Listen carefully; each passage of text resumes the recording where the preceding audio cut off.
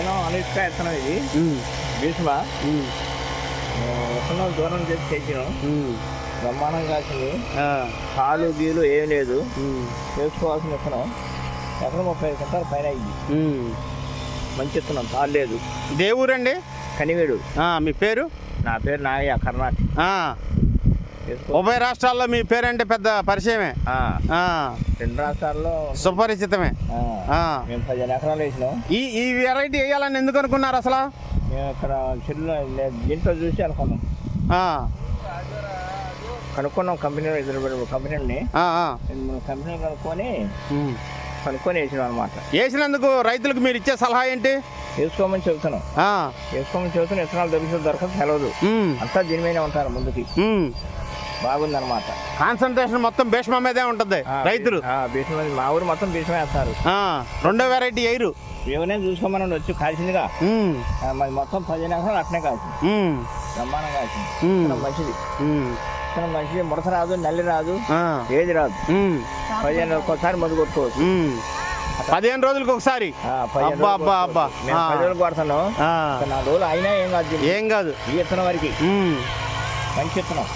చక్కని విత్తనాలు అన్ని నిలబెట్టి చూసుకొని పోనీగా చాలా అంటే చుట్టూ పోని. నువ్వు చెప్పమ్మా, నువ్వు మందులు కొట్టిస్తుంటావుగా, ఎట్టుంది? బాగుంది. వేసుకోవచ్చా? వేసుకోవచ్చు. చెప్పు, మాట్లాడు. వేసుకోవచ్చు. తోట కాపు కూడా బాగుంది. విత్తనం కూడా చాలా మంచిది. ఇది ముడత ఏం లేదు. తోట బాగుంది. రాదు అసలు. ముడత రాదు కూడా. నల్లి రాదు. దొప్ప అలాంటివి ఏమి ఉండవు. ఇదేందమ్మా పైన కూడా కాసింది. కాపు బాగుంటుంది. మూడో స్టెప్ ఇది. మీరు మందులు కొట్టిస్తుంటారు. ఎట్లా ఉంది? చేను మొత్తం ఇట్టాగా ఉందా? చేను మొత్తం ఇట్టే ఉంది. తేడా ఉండదు. విత్తనం మాత్రం బాగుంటది. రైతులు వేసుకోవచ్చు. 40 క్వింటాలు వస్తుంది. 40 తగ్గదు అసలు. 40 తగ్గదు.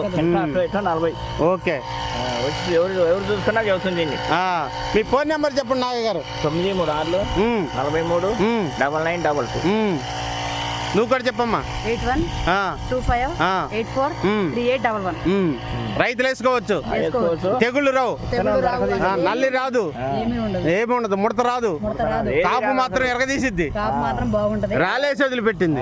కొట్టింది. అబ్బా చూడండి. అవునవును, చూడండి. మిరప చెట్టు అనేది అవును అంటే చూడండి సార్, మళ్ళీ ఇంత కాపు పడినా కానీ నాగయ్య గారు లేత తోటలాగా ఉంది చేను.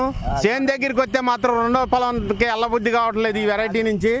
కాబట్టి రైతు సోదరులందరూ పక్క వెరైటీలన్నీ నల్లి వచ్చి మౌళ్ళు అయిపోయినాయి, తెగుళ్ళు వచ్చి. కానీ ఈ వెరైటీ మాత్రం పచ్చని తోట, లేత తోటలాగా ఉంది. పైన కూడా మళ్ళీ ఇప్పుడు పూతలు కూడా ఉండి చూడండి, కనపడుతుంది వీడియోలో. ఆ నాగయ్య గారు ఆయన మాటగా ఏం చెబుతున్నాడంటే, ప్రతి రైతు కూడా కాన్సన్ట్రేషన్ ఎక్కువ పెడతారు, విత్తనాలు ఎంతవరకు దొరుకుతాయో ముందెత్తినే జాగ్రత్త పడండి అని చెప్తున్నాడు ఆయన. అవును సార్, బాగుంది అసలు. భీష్మాని పంట చూసే పని లేదండి, అతికిచ్చినట్టే ఉండే కాయలు కళ్ళం మీద ఆరబోసినట్టు కనపడుతున్నాయి. ఈ మొక్క చూడండి.